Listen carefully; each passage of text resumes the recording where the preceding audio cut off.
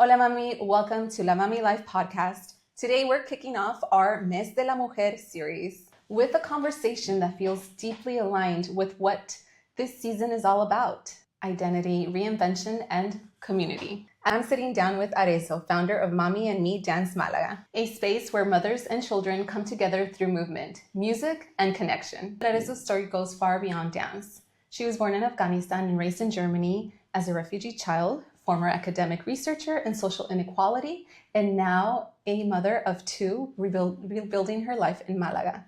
Her journey is about belonging, courage, and choosing joy as resistance. This isn't just about dancing.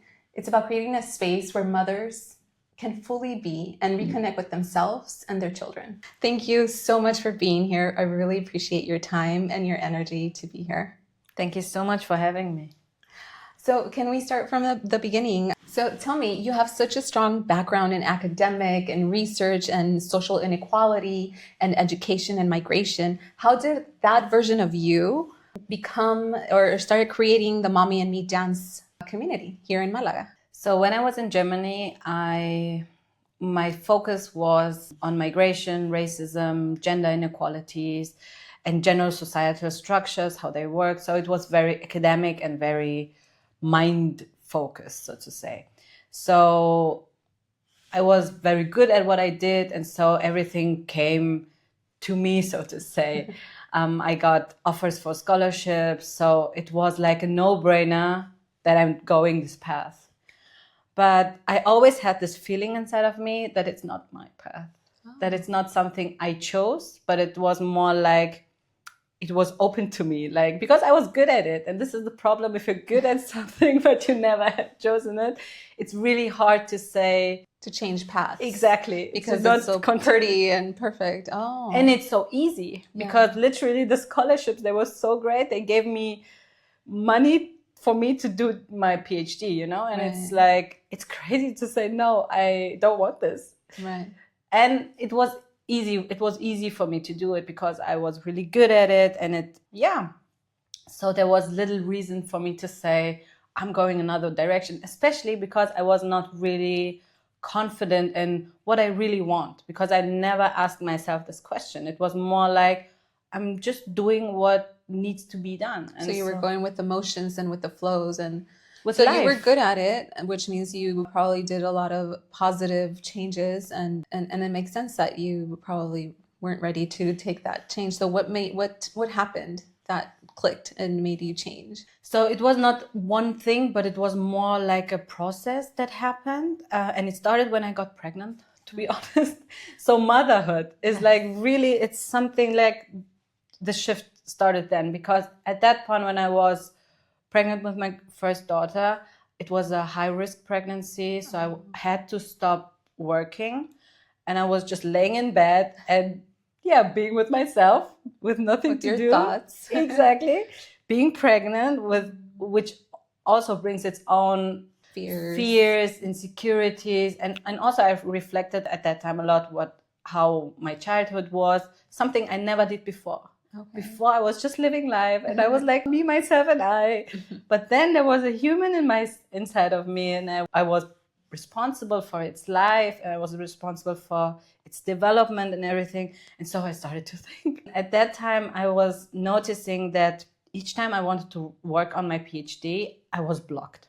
Oh. I literally fell asleep in front of my laptop because I was just blocked. I couldn't do anything, and it was so frustrating for me because I wanted to move on, but I couldn't. Right. Were you pregnant while you were working on your PhD? Yes. So the pregnancy tiredness. Exactly. Yes. But also, my gynecologist also said, then you need to stop that because it's a high-risk pregnancy, and if you want to continue it, you need to stop the stress that it's causing because of the PhD. Oh, wow.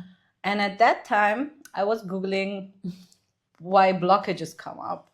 And then I heard a TED Talk where this guy said, I love this TED Talk.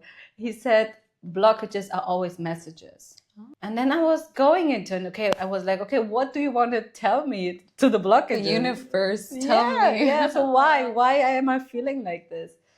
And so with this my inner journey started, like going inside, looking what is there, all the pains. I have looked at it before that, because before that I was really like in functioning mode. I was like functioning on a very high level. I was working, I was everything from the outside, everything was fine. But when I started to look inside, there was a lot of pain that was not dealt with. And 5 years now, I've started this inner journey, taking care of the inside work. And to what it led was at some point, I quitted my PhD. Oh, so you didn't, okay. No, I didn't finish it. I see. This was a huge thing. Yeah, I bet. Because it was so hard to give it up, because I had this mentality, I have to finish what I started. But at that point, I was like, I can't do this, realizing all my inner wishes, inner desires, and start doing and keep on moving this. Moving forward with something that within you know that it's not your calling. Exactly. Right? Wow, it takes such a brave and strong person to first of all have that self-awareness to realize it and do the work. That's a lot of work. How did you do the work? Did you like have a therapist, or was it all you, because you are a researcher, so you're mentally inclined to just research everything and figure it out? So how did you go about it? To be honest, I started with therapists. So back then I was in Germany, and it's really hard to find a therapist. Like, especially when you're in a crisis and you're looking for someone. The normal way is you have to wait like for 5 to 6 months until you get an appointment, and then you only have like once a week time, like 45 minutes. And if you don't want to go that way, you have to pay it on your own, which is very, very expensive in Germany. But I still did it. I tried it. I went to a psychologist, but I always had the feeling they don't get me, you know? And do you think, why is it because you're like refugee experience, even though you were a child and technically all you know is Germany and that's you and your identity, but still there's that history, right? Exactly. Like that they don't really connect to, maybe. They don't really understand what is about the struggle. Exactly. Oh, okay. So it was really hard for me, this experience of not having someone who truly understands, who can help me to understand myself, because I was in a crisis at that time. And so I started to research everything on my own. Now you can write a book about it. Exactly. And so I had a lot of, I would say, virtual mentors. I found them, like Dr. Shefali. I don't know if you know her. So I found some of them, and I started to listening to their podcasts, to what they're saying.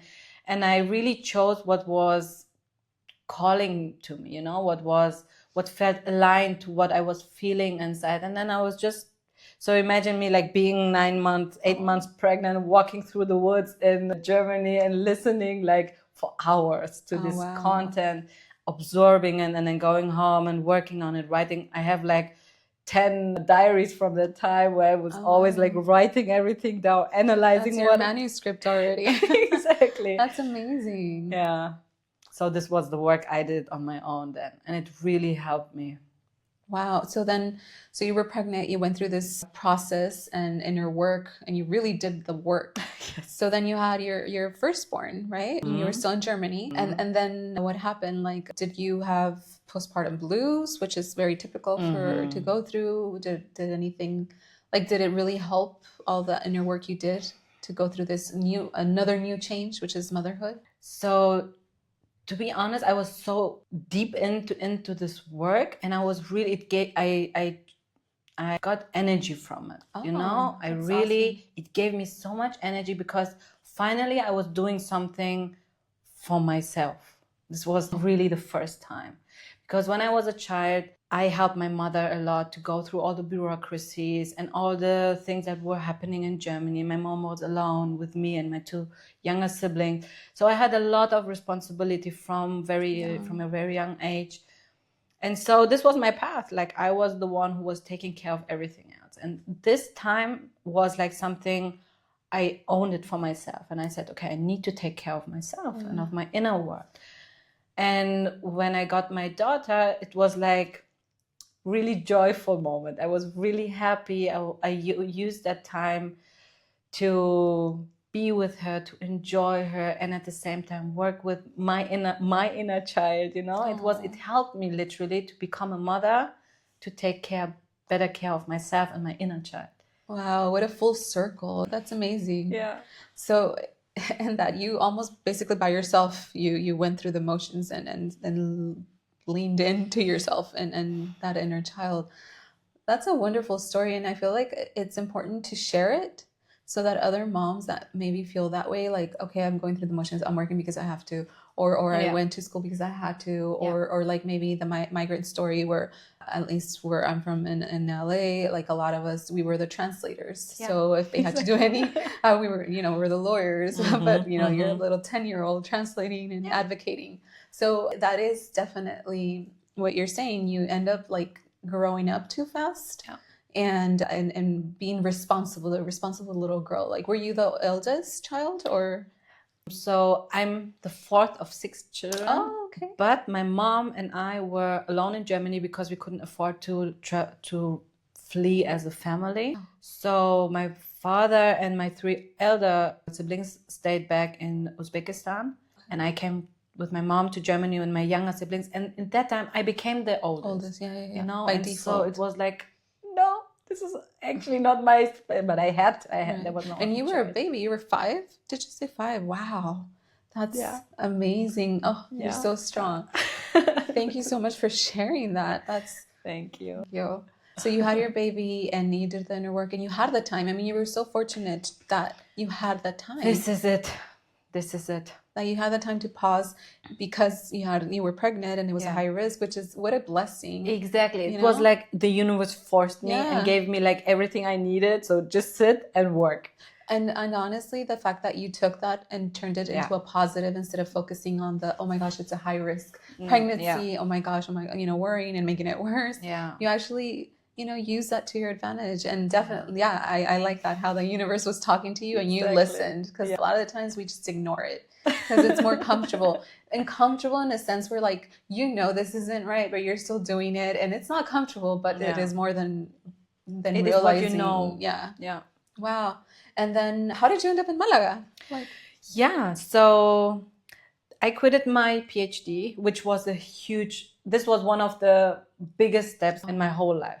And what a tough decision. It was, because I was in the middle of it. It was not that I was just starting or something. I was in the middle of it, and I already had written some chapters. But what was the focus? Sorry. The focus was educational system in Germany, especially universities and how they reproduce racism and the structures. So this was a thing that these topics, they weighed very heavy on my soul, so to say.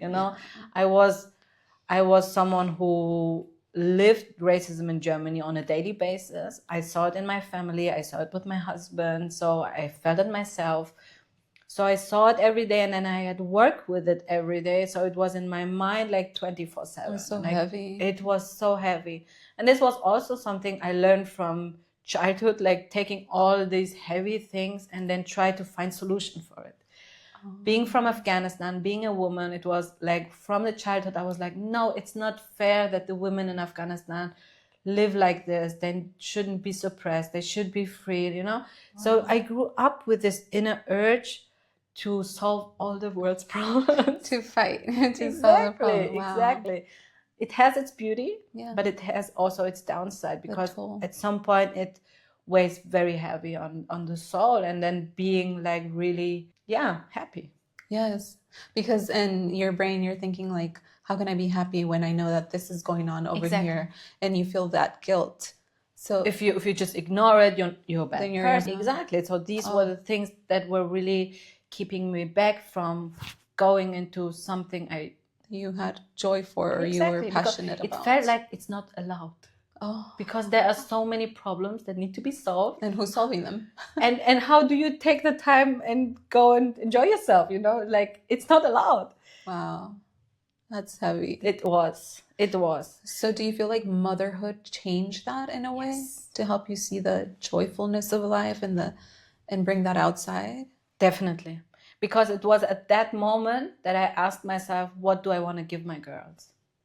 Do I want them to carry all this weight of the world? Do I want them to fight for these things that seems so unbearable, that seems so unchangeable.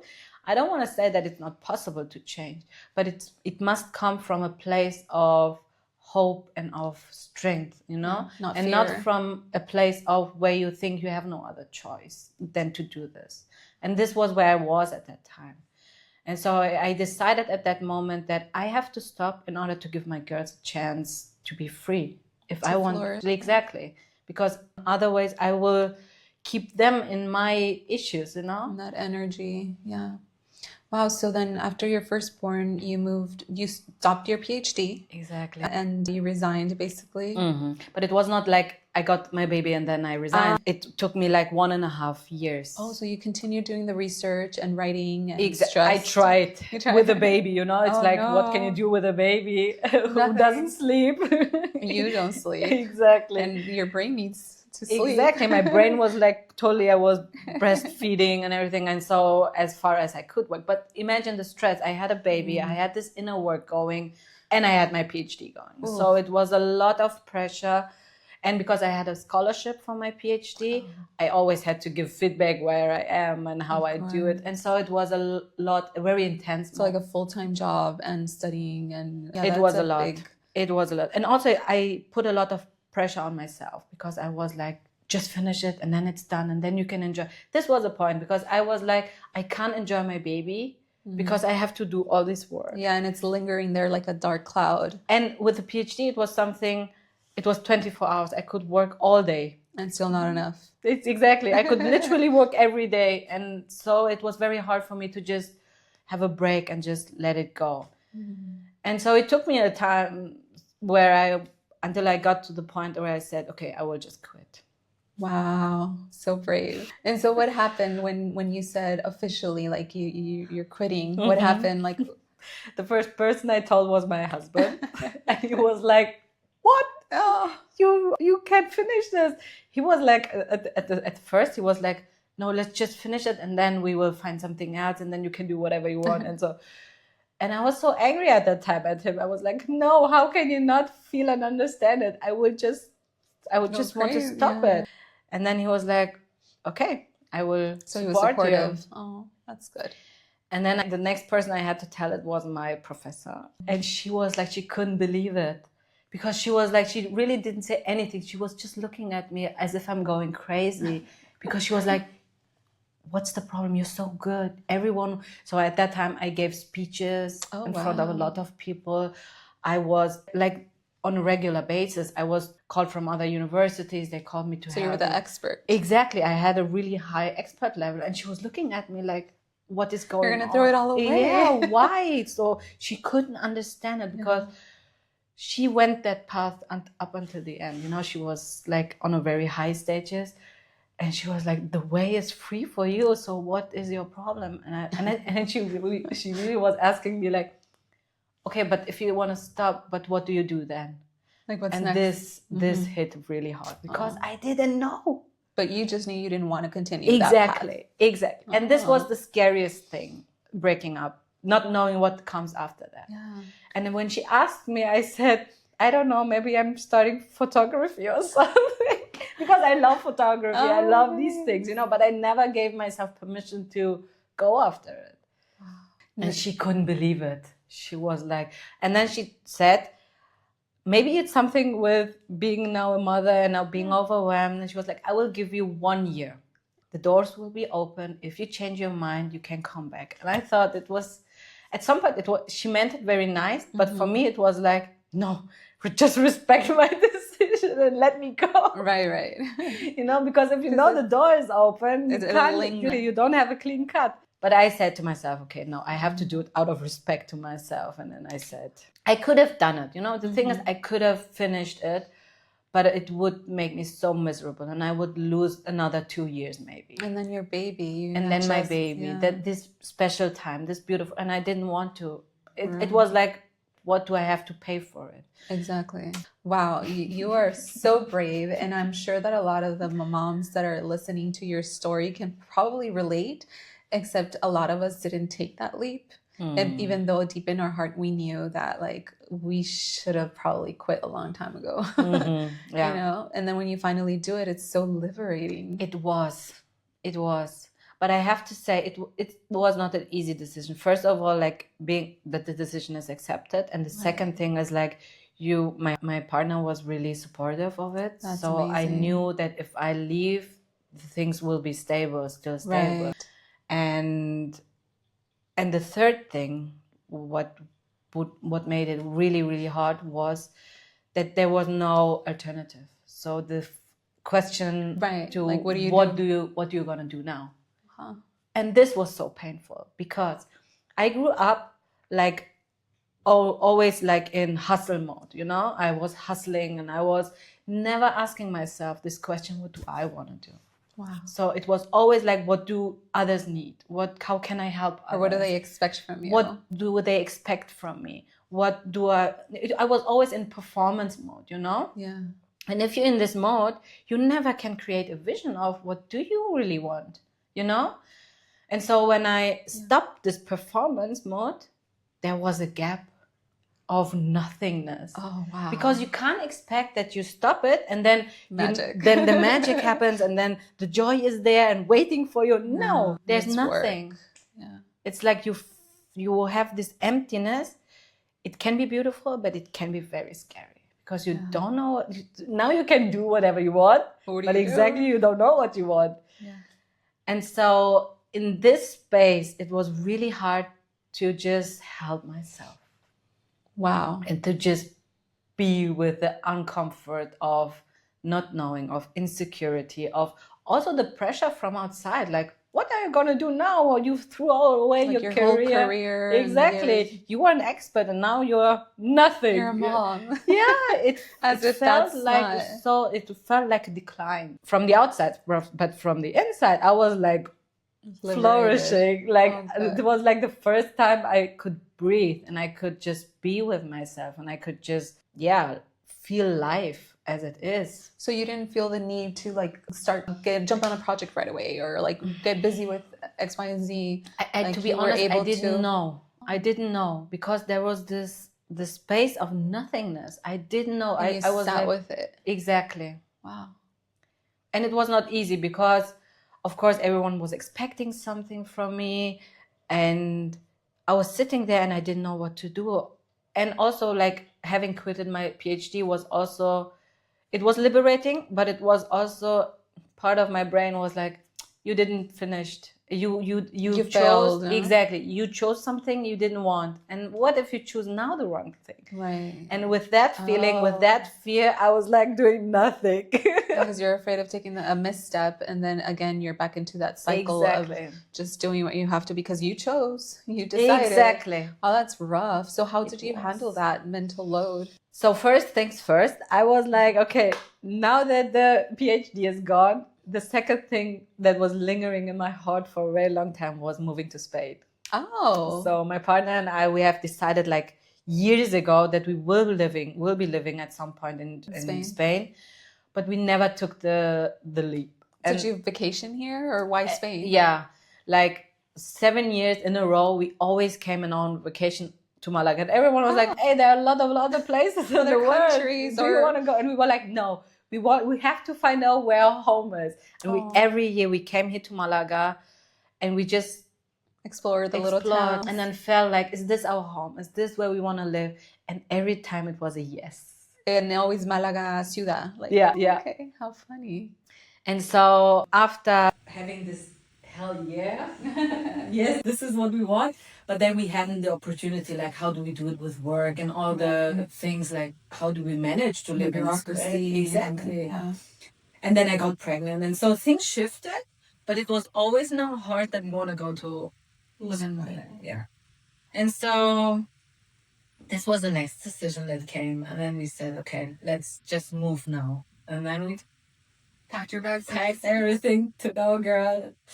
Came to Spain, which was also a very intense move because everyone was like, what is going on with this? She quit her PhD. She's moving to España. So like turning her life upside down. It was like very crazy times. So, especially when I'm now thinking about it, it was really intense. And arriving in Spain, I found out I was pregnant. Oh, And this was like, yeah, and this was not planned. Not the doctors told me that it's not possible for me to be pregnant again, and so it was like a miracle baby. And yeah, it was really hard. And then coming here, being pregnant, my Spanish was not at the level where I can deal with all the doctor's appointments and everything. So this was our first year in Spain. Oh, Pregnancy, first year finding out how to deliver it. And I was also afraid. Like in Germany, I knew how things work. But here, I was like, what do I do? Oh, wow. So this was another chapter that was really intense. And then last year my baby was born. Congratulations. Second girl. Also like a very beautiful soul. And since then I was like struggling with sleepless nights.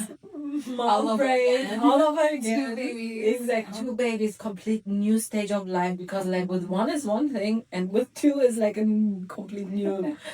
So this was what I did like last 1.5 years. And right now I'm feeling like I'm finding my feet again. I'm like seeing, okay, where I'm at, where I want to go. And so this is like, now I feel like I'm getting back to yourself and your self-discovery. So through the second pregnancy, did you continue to look within and No. Or no, you were done with that, you knew that okay, great. And so well, 2 big things happened, right? You moved to a different country. Your language, do you speak Spanish now? Or A little. I'm learning. So how did you build community here in Spain, pregnant, not being able to speak Spanish? Like how, do you have a community and how did that go about? Yes, I would say like also here like the children are the most important part for community, because if you want or not, you have the schools, you have the moms, you connect, you're on the playground, and then so these things, to be honest, I've never paid a lot of attention to it because it came so naturally. Of course, you're looking for kindergartens, and then you're looking for schools, and then you meet this mom, and so things happen naturally somehow. So how did the Mommy and Me Dance Málaga come about? It started when, so my girl, both of them, but especially the elder, she loves dancing. I have the feeling this girl was born dancing. She loves it. Do you also enjoy dancing? Not really, because I was very academic, I was really a lot in my head. I was really a scientist, But she's like opposite. She loves her body moving and exploring. And just watching her doing this is like such a... Because she's expressing life with what she's doing, Right. So she was doing this all the time. And at some point she was like, Mommy, can we ask my friends to come and dance with me? Oh. I was like, yeah, why not? And so we invited some of her friends. And I remember we created this invitation, like, come to Kiana's dance party. And everyone was like, is it her birthday? And I was like, no, she just wanted to have a dance party, so just come. And then they were like really confused, like, why is she doing this? I was like, because my girl loves it, And so we had this really, it was like a house party for her and her friends. And so this is how it started. And they came and then danced, and then she was asking again and if we can do it. Of course. And at some point we didn't have the space at home to do it. Oh, that many friends. Exactly. Like if you have 5 kids with their parents, and so one of them had their grandparents, also grandma and everything, and so it's full house. And then I said, okay, why not do this and offer this? This is such a great idea. And the other thing was, okay, I was like, if my girl loves dancing, I should put her into a dance class. Yeah. So like a natural thought. Right. I looked for dance classes, dance schools, and went with her to them. Okay. She loved it, but then she was like, but Mommy, you can't leave. And I was like, no, it's not allowed. I can't come with you. Here it's different. The parents can't be there. And I don't know how this works. Because my girl, she's so attached. She's like, I will dance, but only if you stay. Oh. And so we tried like 2 or 3 schools, and they all said like, no, you can't be here because the other kids will be They want their parents exactly. So, and I didn't find a school where it was possible to be with her there, because I thought if she dances, I can dance with her. You know, it was like, why not? But the schools didn't allow it. So no parents allowed. Stay in your lane. Exactly. And so I thought, okay, I have to do it myself. Wow. Yeah. And you did. And I did. So now it's a community. Is it like a club, a membership, or what is it? No, so I started it really. So like last year in October, we had the first official dance, so to say.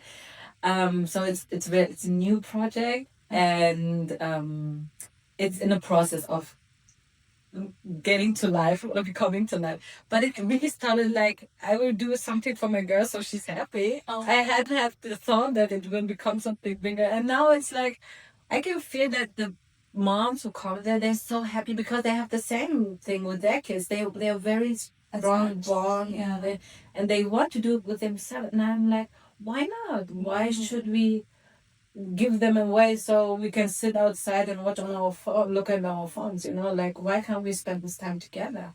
And so I love the idea. The more I was thinking about it, the bigger the idea became. And so I'm like, now I'm doing it on a regular basis, monthly, because I'm in the process of finding a location, and I'm learning. Like, it's the first time I have an Instagram page, because before that I didn't have these things. So I'm to learn exactly. Okay. So I'm learning all these things. So this became like now my job. So it's a startup now. Exactly. It's official.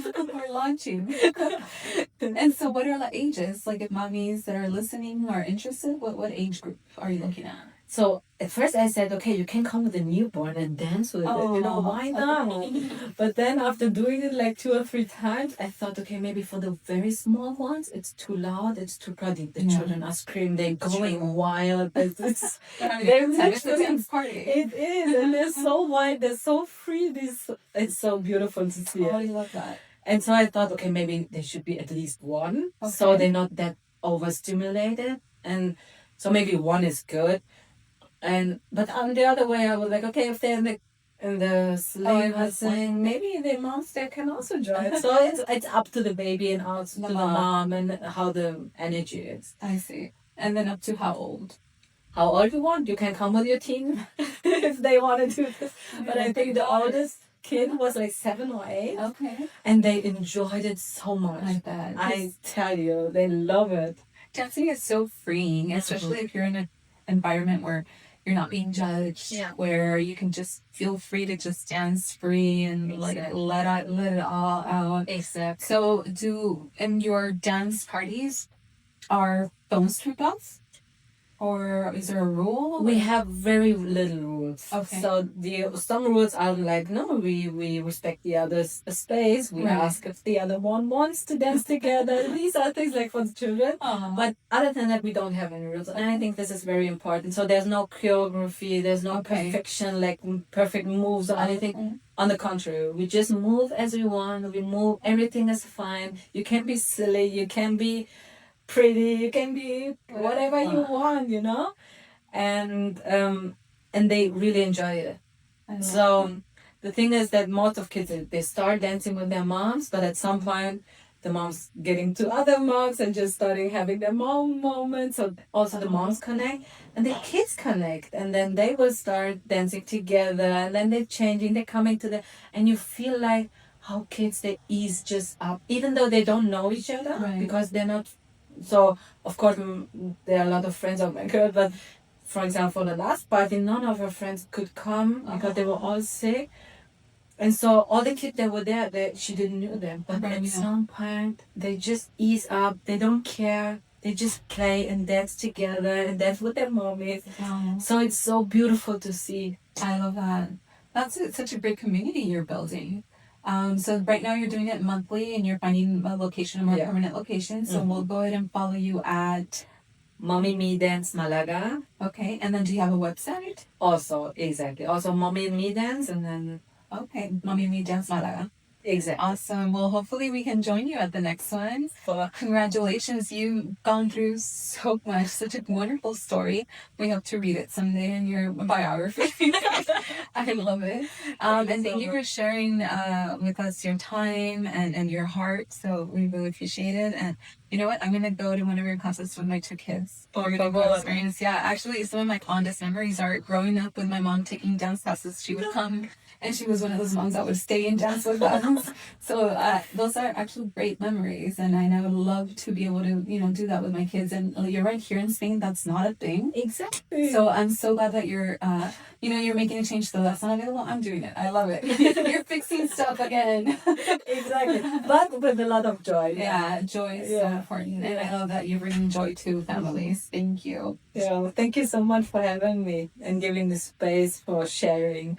Thank you. Arezo, thank you so much for sharing your stories, your journey across countries, across identities, and into motherhood again.